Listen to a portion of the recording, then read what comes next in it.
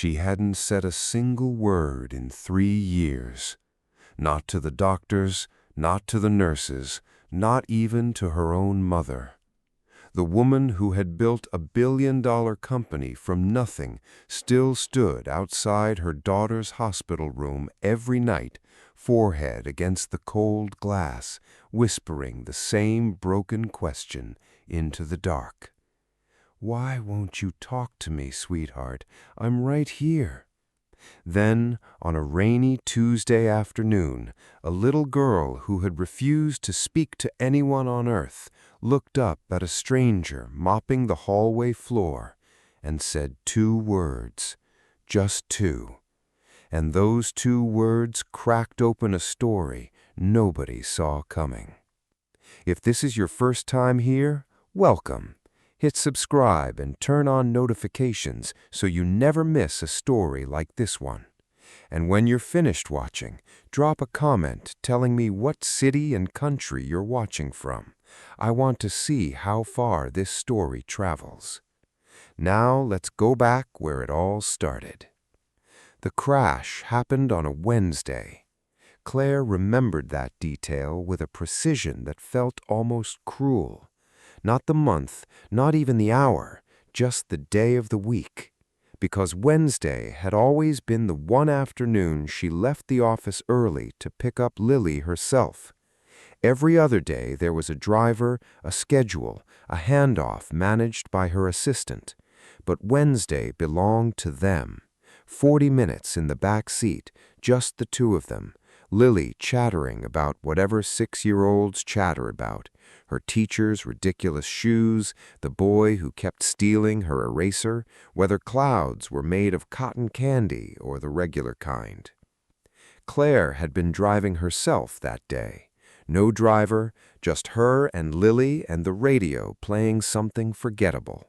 She never saw the other car coming. The police report said it was a black limousine that ran a red light, doing nearly 60 miles an hour. The driver was never identified. The limousine company folded within weeks, and the lawsuits and paperwork piled up, while Claire sat in a hospital waiting room for 11 straight hours in the same blazer paramedics had pulled her from the wreckage in. A broken collarbone, a gash across her forehead that would leave a thin white scar. The collarbone healed. The scar faded to almost nothing. Lily did not walk out of that hospital. The spinal injury was incomplete, which the doctors explained meant it wasn't a full severance, which meant there was some theoretical chance of recovery, which in practice meant nothing at all. After 6 months of intensive rehab, Lily still couldn't move her legs. After 18 months, one of the top neurosurgeons in the country sat across from Claire, real regret in his eyes, and told her it was time to adjust her expectations. Claire looked at him a long moment. "I don't adjust my expectations. I find different approaches." She was 30 years old. She'd founded her first company at 22, turned down buyout offers from 3 much larger competitors, scaled the business herself, and by 28 had appeared on the cover of 2 business magazines. The money came fast, then faster. By almost any measure, she was exceptional. None of it meant anything against her daughter's silence, because that was the other thing the crash had taken. Lily had always been a talker, the kind of kid who narrated her own life out loud, who fired off questions faster than adults could answer. After the accident, she simply stopped. Not gradually, completely. Psychologists called it selective mutism rooted in trauma. Lily was 9 now. She communicated with nods, head shakes, and a small spiral notebook that never left her lap. She went to school with a full-time aide, had a tablet with text-to-speech software her teachers used to pull her into class discussions. Clearly intelligent, clearly engaged, her teacher said. She simply wouldn't speak. Claire had hired 4 different child psychologists. She'd flown in a specialist from Switzerland. She'd redecorated her room 3 separate times, trying to build the low-pressure, emotionally safe environment one therapist described.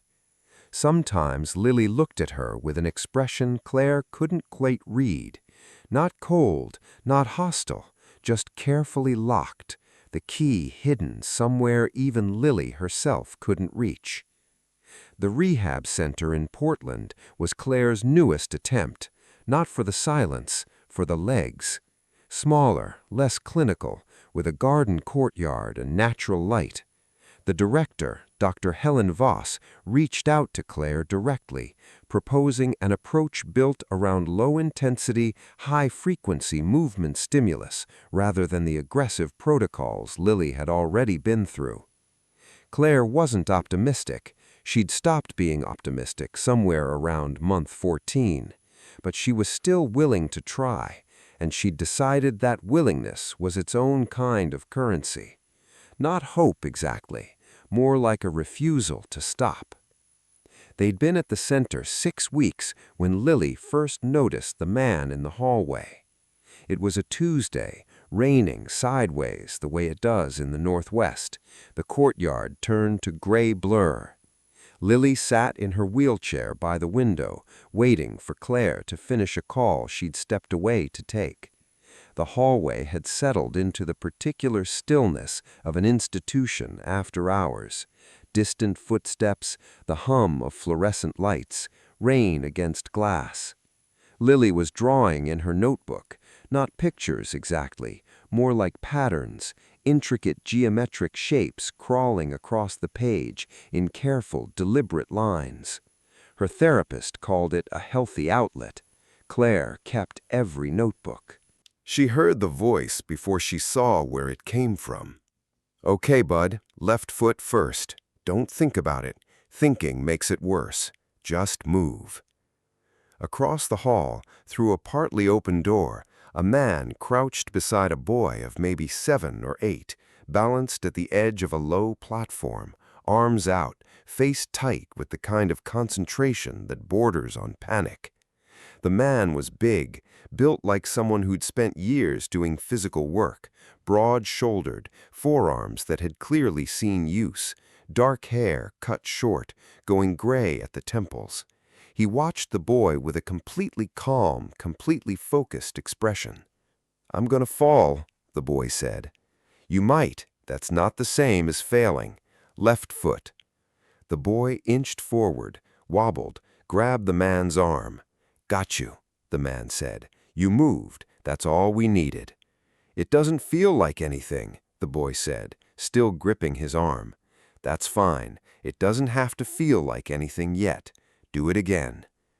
Lily watched. She'd seen a lot of physical therapy from the patient's side, enough to know the difference between someone going through the motions and someone doing something real. This man clearly wasn't a therapist. She'd met all the therapists. She'd seen him before, moving equipment, checking machinery in the halls.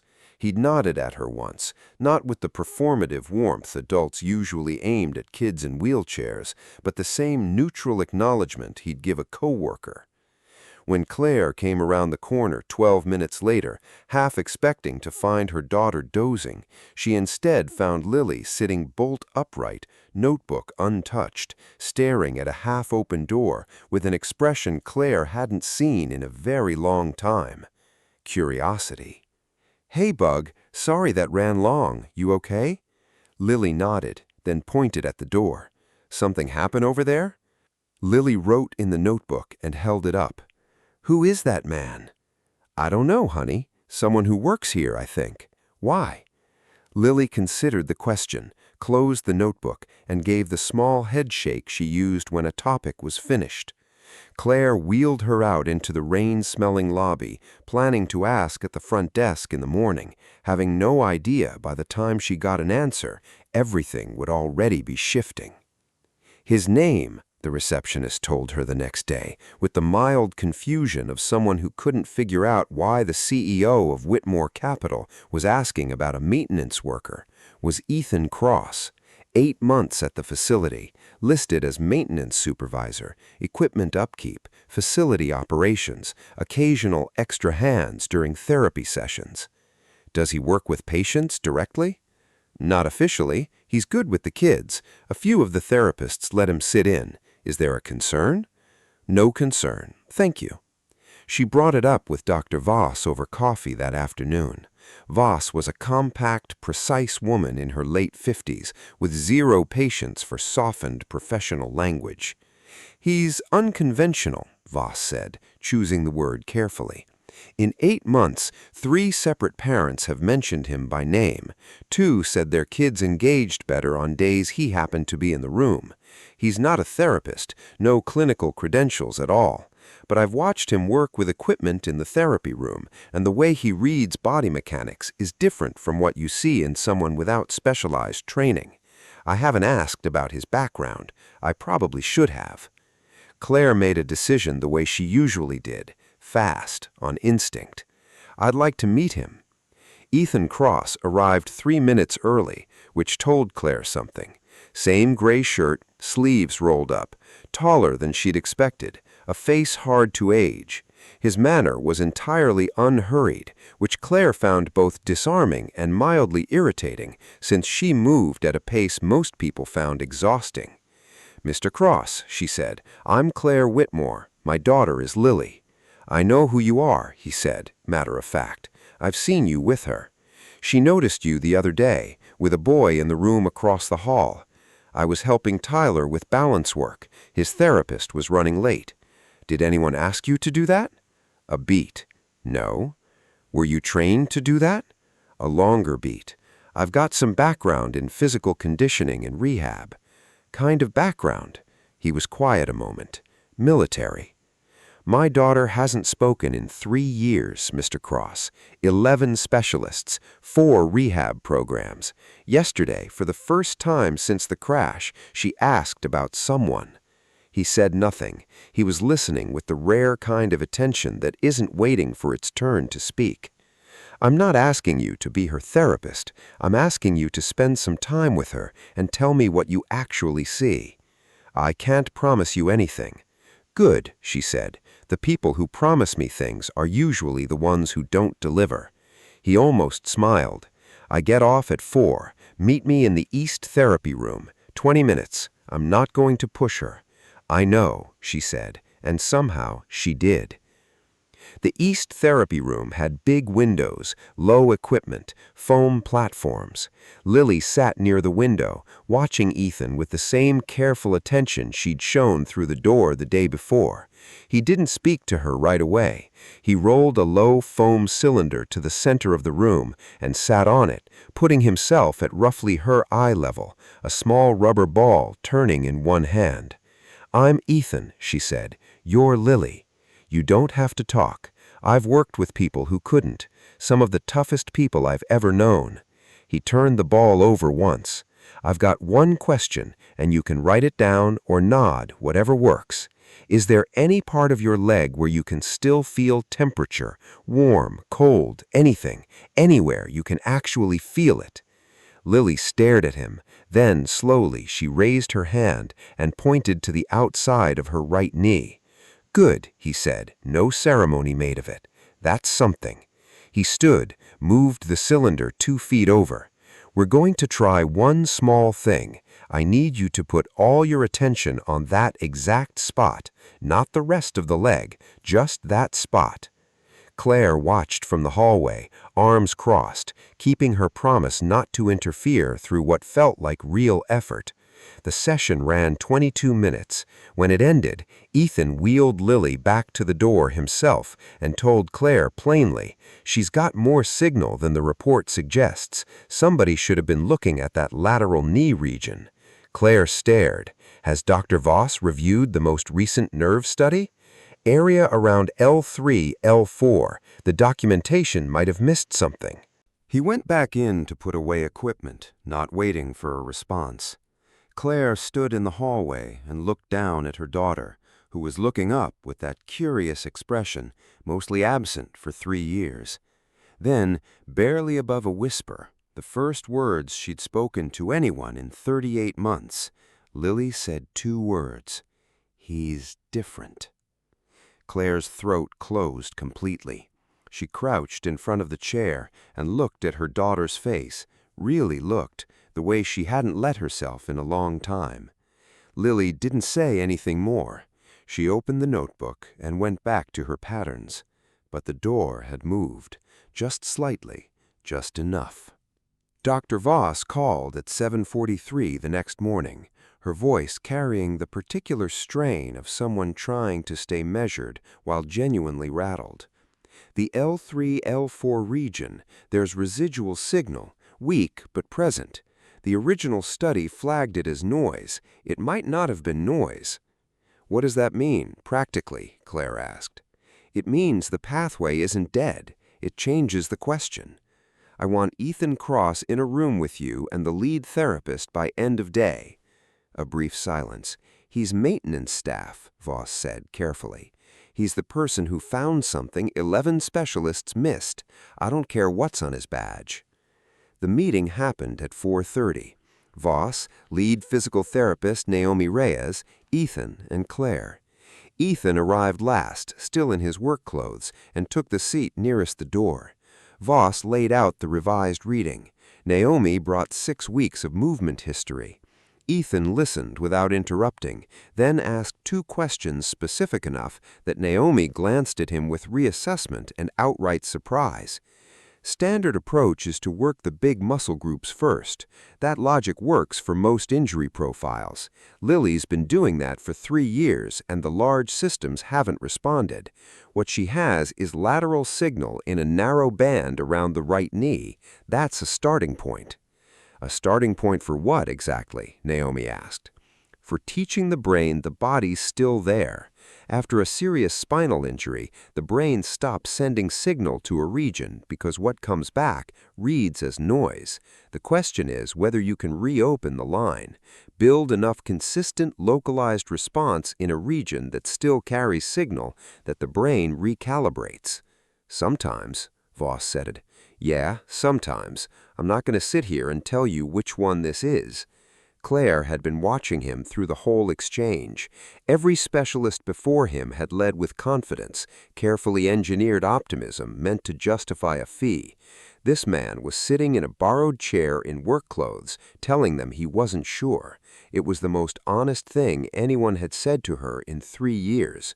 "What would you need?" she asked. 2 sessions a day. Morning focused purely on the lateral knee work, very specific, very low intensity, high repetition. Afternoon in the water tank if you've got one, because buoyancy takes the fear out of it. He glanced at Naomi. "I'd want to work alongside whoever's running sessions, not instead of them. I'm not a licensed therapist."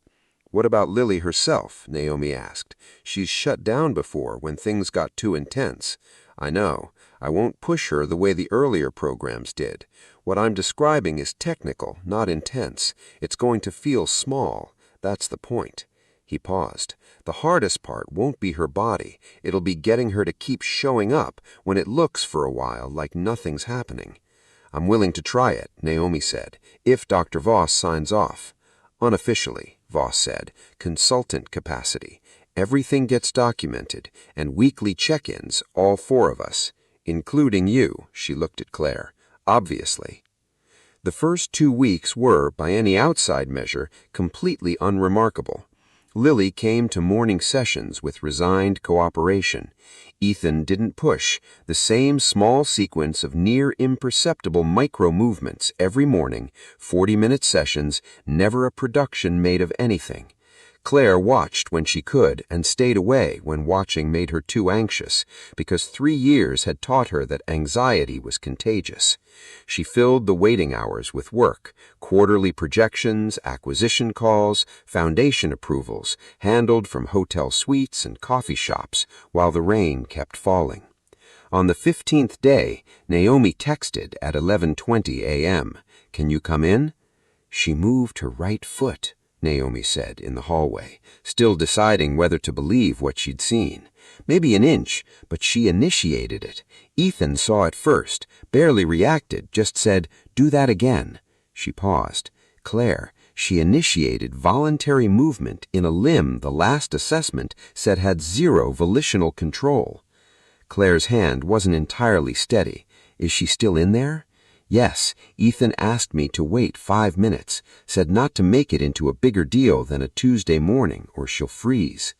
That stopped Claire cold. She waited the 5 minutes, one of the harder things she'd done in recent memory, then sat down on the floor next to Lily, not in a chair so she wouldn't be looking down at her. Morning session's done, she finally managed. Lily nodded back. Hungry? We could get lunch. She wrote something and held it up. Can Ethan come? They ended up wedged into a diner 2 blocks away, Ethan working through a club sandwich he'd ordered without ceremony. They didn't talk about the foot. Ethan had been clear about that. No direct attention yet, because Lily needed it to feel like hers.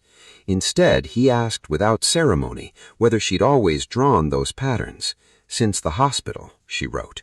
My son draws when he's working through something. Doesn't even know that's what he's doing. How old is he? Lily asked. 8. Name's Jonah. He glanced at the notebook.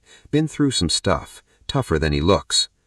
Claire had done a quick background check on Ethan after their first conversation, out of instinct, and found nothing, which was itself informative. Ordinary lives leave ordinary digital trails. The absence of one usually meant something deliberate. How long have you been at the facility? She asked. 8 months. And before that? Transition period, which wasn't really an answer, and they both knew it. Military? Yeah. How long?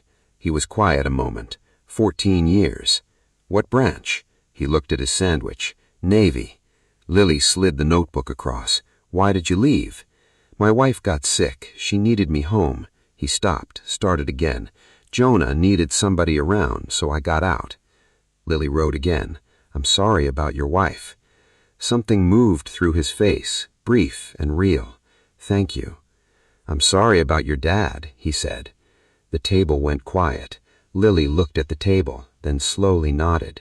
It wasn't much, but in the language that had replaced her words, it meant something substantial. The board call happened 3 days later. Claire took it from her hotel suite, wet rooftops behind her. Near the end, Gerald Hoyt, 63, on the board since the early days, raised his concern the way experienced board members do. There are some questions circulating, Gerald said. Nothing formal. The perception among some stakeholders is that key decisions are being handed off in ways that wouldn't normally happen, while Lily's rehabilitation approach has been restructured around input from a maintenance worker. His name is Ethan Cross, Claire said. We've had 11 world-class specialists over 3 years. Not one of them identified the residual nerve signal, now confirmed to indicate volitional motor potential. Ethan Cross identified that in 20 minutes. She kept her voice level. The decisions I make about my daughter's care are not board decisions. What I will not do is remove the one person who's produced a measurable result because it looks inconvenient. The call ended on professional terms. They always did. Jonah Cross was 8, dark hair like his father, hazel eyes that looked almost gold in certain light. He and Lily met properly on a Thursday when Claire was kept late. Jonah was reading a book about shipwrecks in the hallway. Lily rolled by, damp-haired from water therapy. Is the tank warm or cold? Jonah asked, matter of fact, skipping the wheelchair entirely. Lily made a vague in-between gesture. Figured. They always say warm, and it's really just medium. He held up his book when she asked what he was reading. There's a chapter about a ship that went down off Alaska, stuck on a freezing rock for 3 days before anyone found him. My dad told me about it. He knows a lot of stuff like that. Your dad was in the Navy, she wrote. Yeah. Doesn't talk about it much, he shrugged. Sometimes he tells me survival stuff, how to stay calm when things go bad. He says panic burns the energy you need for the thing that actually gets you out. They talked another 20 minutes through gestures and notes, the developing shorthand of 2 kids who communicated differently, but were both willing to work at it. until Ethan came out of the equipment room and found them there. He caught Claire's eye across the hall. Neither of them said anything, but she saw something in his face, a man who learned to hold his hopes at arm's length because holding them close had cost him before. She understood it completely. The toes moved on a Friday, during a sequence Lily had run so many times she'd stopped consciously thinking about it. Eyes closed, breathing pattern steady, attention on the band around her right knee. Ethan stood 4 feet away, not touching her, just present. Then her right foot moved, not the small shift from 2 weeks ago. The foot moved, and then the toes followed, a distinct, separate, voluntary flex. "Stay with it," Ethan said quietly. "Can you do it again?" A long pause, then both feet flexed, right and then left, as if the signal had found a second route. Lily opened her eyes and looked at Ethan, who wore the most composed expression she'd ever seen in an adult in that context, treating it as something real without treating it as a miracle. "There it is," he said, "nothing more." She reached for her notebook. "Don't tell my mom yet. I want to walk to her." "Okay," Ethan said. "We'll work toward that." It would be another 11 days before Claire found out. 11 days in which Lily came to every session carrying something new. Not optimism exactly, but purpose, a reason to show up that belonged entirely to her. Ethan kept his word. He'd spent 14 years keeping operational information confidential under far heavier pressure than this, and this secret made him feel, in a way he couldn't quite articulate, that the work meant something beyond a clinical outcome. Jonah found him staring at the kitchen table one night. "You're doing the staring thing," Jonah said. "Is Lily getting better?" He leaned against the counter. "I'm not stupid. You come home different on the days her sessions go well." "Yeah, I think so," Ethan said. "Good," Jonah said with the simple finality of a kid who'd said what needed saying and went to bed. On the 11th day, Lenny asked if Jonah could come to the afternoon session. Planned in advance, Claire realized, with the quiet management of a 9-year-old. The room had been rearranged, parallel bars pulled closer together, roughly 8 feet of clear path between them. "You want to tell her?" Ethan asked Lily. Lily picked up the notebook and held it up for Claire. "I've been practicing. I didn't tell you because I wanted it to be real first. It's real now. I want you to watch." Claire sat on the floor. She nodded, unable to speak. Lily gripped the bars and pushed. Her forearms strained. She arose, dropping back twice before finding her balance. Weight split between her feet and the bars, and nothing else. Jonah made a sound against the wall and clamped it down. She moved her right foot forward 6 inches, then her left. The bars caught her when she swayed. 3 steps, 4. She stopped at the halfway point, arms shaking, breath audible. "Take a break," Ethan said quietly. "Don't sit down, just pause." She paused, then she moved again. Step 5 was the worst. Her left knee buckled, and she caught herself with a small sound that wasn't quite a cry. "Your body follows the courage in your heart," Ethan said quietly. "You've got plenty of both." She pushed herself upright. Step 6, step 7. She reached the end of the bars, and Ethan was 1 foot away, holding out his hands, not grabbing, just offering. She let go and stepped forward, and he caught her, burying her face in his shoulder, shaken without a sound. Claire was on the floor with both hands over her face. Jonah had given up all composure, face turned to the wall. Lily pulled back from Ethan's shoulder, reached behind her without looking, found his hand, and walked, slowly, unevenly, one hand still in his, the last 3 steps to her mother. Claire reached up.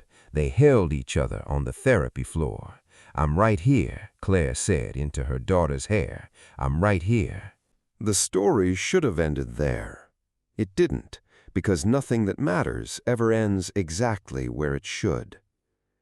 The Whitmore Foundation's annual gala had been on the calendar for 8 months, 400 guests, a downtown Portland ballroom. 3 days before, Lily found Claire at the kitchen table. "I want to come." "It's going to be a lot of people, Bug. Cameras, press." "I know. I want to come." A pause. Then underneath, "Can Ethan bring Jonah?" Claire caught Ethan the next morning. "Lily wants to come. She's asked twice how many steps it is from the edge of the stage to the podium." She paused. 32 steps, we measured. "If she tries it in that room, in front of 400 people, and goes down, that's different from going down in here. The stakes change," Ethan said. "I know. I think she's choosing the terms." "I don't catch her automatically," Ethan said. "If she wants to do this, she does it. I stand at the end. I'm there if she needs me, but she has to know the difference. Tell her that. She'll listen to you." The gala fell on a clear, cold December Saturday. Claire arrived first with Lily in the chair, wearing a dark green dress she'd picked herself, hair down. Her hands were still in the car, which is how Claire knew she wasn't afraid. When Lily was afraid, her hands never stopped moving. Gerald Hoyt found Claire near the bar. "She looks well," he said. Then, almost an apology, "The quarterly numbers were better than I made them sound on the call. I was making an argument. It wasn't my best one." He'd also done some digging of his own. His service record. He was a SEAL, Claire. 14 years, decorated more than once. The rehab work he did with wounded operators apparently became unofficial protocol in certain programs. "I knew that in the first 20 minutes. "I know you did," Gerald said, glancing across the room at Ethan, deep in conversation with a physical therapist. "I'm slower than you, always have been. It's why you're the CEO, and I'm a board member." "You're a very good board member, Gerald." "Don't flatter me. Go check on your daughter." She went. Claire made her remarks at 8:45, short, no mention of Lily, a line she'd drawn early and held. She stepped back from the podium, and Lily's voice came through a microphone at the edge of the stage, where she'd walked from the wings, wheelchair left behind. The quartet stopped. The room noticed before it understood what it was noticing. "My name is Lily Whitmore," her voice small and unsteady. She hadn't used it publicly in 3 years. "3 weeks ago, I walked for the first time since I was 6. Complete silence. "My mom built this foundation to help kids like me. I wanted to tell you it works because of the people she finds, because of the people who show up and the people who don't give up. That's all I wanted to say." She handed the microphone back and let go of the chair. Claire felt Ethan appear beside her, his hand landing on her arm, not holding her back, just present. Lily stepped down and began to walk 20 feet of ballroom floor, effortful, slow, arms out for balance. She stopped at the 10-foot mark, held completely still for 2 seconds, the room quiet enough to hear the heating system, then kept going. By 15 feet, the noise had built into something rawer than applause. She nearly went down at 18 feet, swaying hard to the right, an audible gasp, Claire stepping forward, and Lily caught herself, stood back up, and walked the last 2 feet into her mother's arms. The room came apart, disorganized, prolonged, agenda-free, the sound of people who'd briefly forgotten they were at an event. Jonah, by the cocktail table, said to nobody in particular, "I knew she was going to do it." Within the hour, footage was everywhere. By Monday, it was on every major news network, one detail eclipsing everything else. Nobody could identify the man standing at the side of the stage, motionless, the calmest face in the room. Who is he? Claire's comms director, Aaron Steele, called at 6 a.m. Monday morning. "You need to get ahead of this. If his background comes out through someone else's reporting, it's a different story than if it comes from you." Claire called Ethan. "Figured it would be you." His phone had been ringing since Sunday morning. He'd turned it off overnight. My comms director wants to put out a statement. I'm not doing anything without your say-so. My record isn't classified, Ethan said after a long pause. Some of it I'd rather not see turned into content. Keep it minimal. Branch, years served, general area of expertise, nothing specific. And Jonah's school stays completely out of this. Done. Absolutely done. The statement went out Tuesday. Navy veteran, 14 years, specialized rehab work with wounded service members, now consulting on Lily's recovery. A retired captain, reached by a national reporter, said only, "I've known Ethan Cross 15 years. If he tells you a kid can walk, you clear a path." The quote ran everywhere. The foundation received $43,000 in donations in 48 hours. 3 hospitals reached out about Ethan's methodology. Claire's comms director said he'd never seen a non-crisis story move that fast organically. Claire kept a wall between all of it and Lily, no exceptions. Lily went back to sessions Thursday as if the previous Saturday had simply been a Tuesday, walked in on her own feet, cane at her side, resented but accepted as temporary. She wrote at breakfast, "It makes me look like an old lady. It makes you look like someone who walked 20 feet in front of 400 people, Claire said. Lily wrote again, "It still makes me look like an old lady." They both laughed, a real one, the first time in longer than Claire could remember. Ethan found Claire Thursday afternoon and handed her a printout, an email from the Beacon Institute, a nonprofit focused on pediatric and veteran rehabilitation research addressed to Ethan directly. A serious inquiry about developing a nationwide program combining neuroplasticity-based rehab with resilience training. There were 3 more like it from other organizations. "I didn't do this to build a career," Ethan said. "I did it because Lily needed somebody to look at her differently. That's the whole of it." "I know that too," Claire said, "but that doesn't mean it can't also be an opportunity to do it for other kids, a lot of other kids." He looked at the far wall. "Jonah's school is here. His whole life is here. Portland has hospitals. The Institute has a regional office on the West Coast. I'm not pushing you. I'm just saying the geography might be more flexible than it looks." She paused. "My foundation's been talking for 6 months about expanding its rehabilitation programming. The gala was supposed to be the fundraising push for it. I'd want someone leading it who understands both sides, pediatric recovery and veteran care. Someone who could build a methodology instead of just consulting on one that already exists." "Claire, I'm not offering you a job," Ethan said. "I'm telling you what my foundation needs." "I'll think about it," he said. "That's all I'm asking." He tucked the folded email into his jacket and headed back down the hall. She watched him go, thinking about the particular difficulty of offering something to a man who'd built a self-sufficient life on purpose, how people like that process generosity differently, how it can land next to the wound it's meant to address instead of on it. She'd been doing exactly that herself for years. She recognized the architecture. Jonah found out about the attention through classmates faster than any adult channel. By Thursday, he arrived with suppressed agitation Ethan read in 30 seconds and sent him to find Lily. Ethan overheard from the hallway. "It's weird. People keep talking about my dad like they know him, but they know the video version." A pause. "He doesn't talk about the Navy stuff.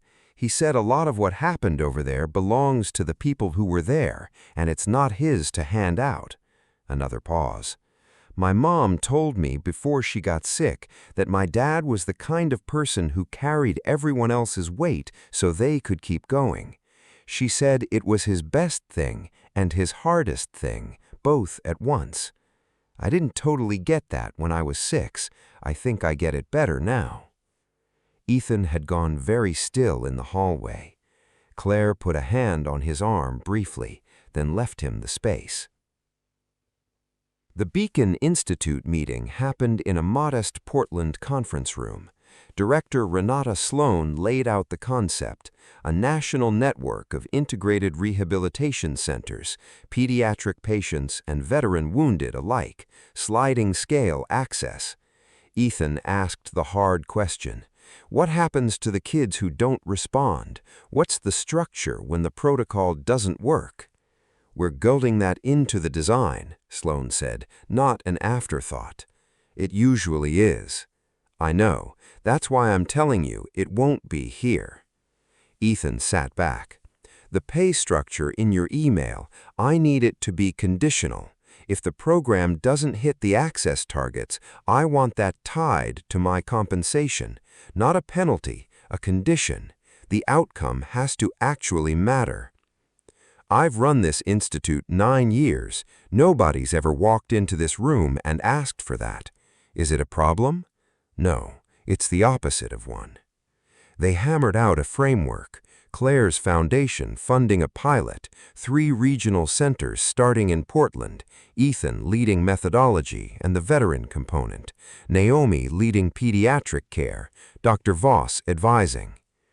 Outside afterward, in real January cold, Ethan stood staring at nothing.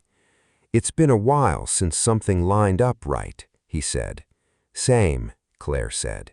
She thought, standing there, about the particular value of someone who doesn't know what can't be done, about how she'd spent 3 years applying will and resources to Lily's situation and hitting a wall nothing could move, because the wall wasn't about resources at all.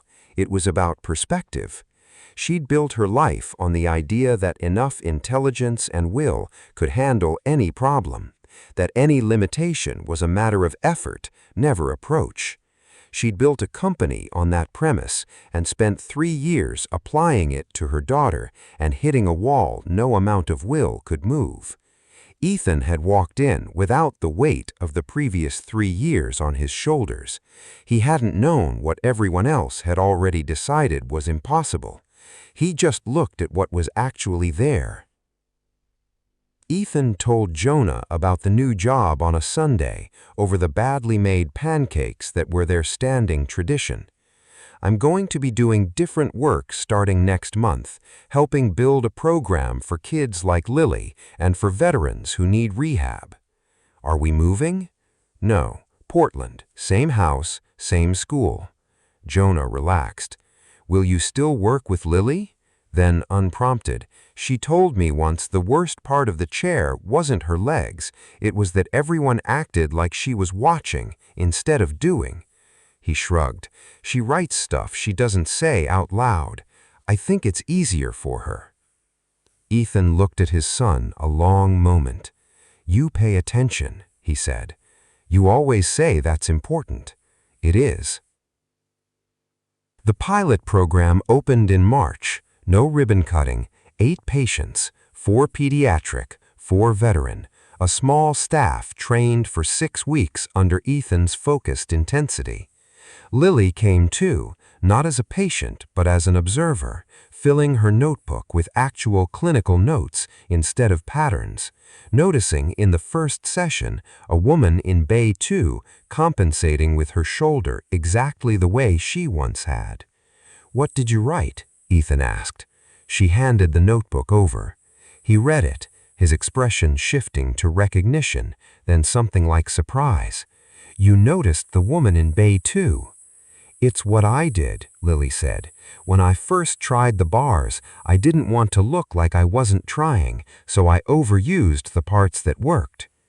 She was 10 now, turned 10 in February, a small party, with Jonah and 3 friends, and a cake she decorated herself with geometric patterns and blue frosting, very Lily. The cane was gone then.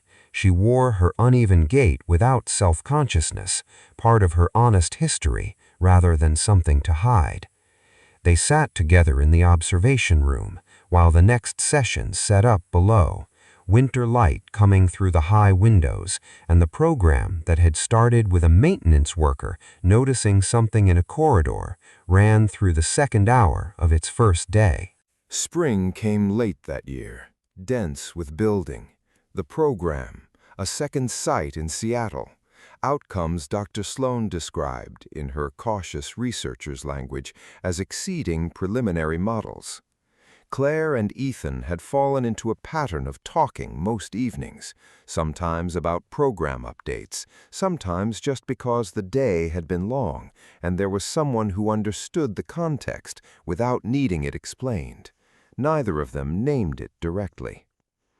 On an April evening on Claire's back porch, the first genuinely warm one of the year, Jonah and Lily arguing about something in the yard, Claire said it plainly, her way.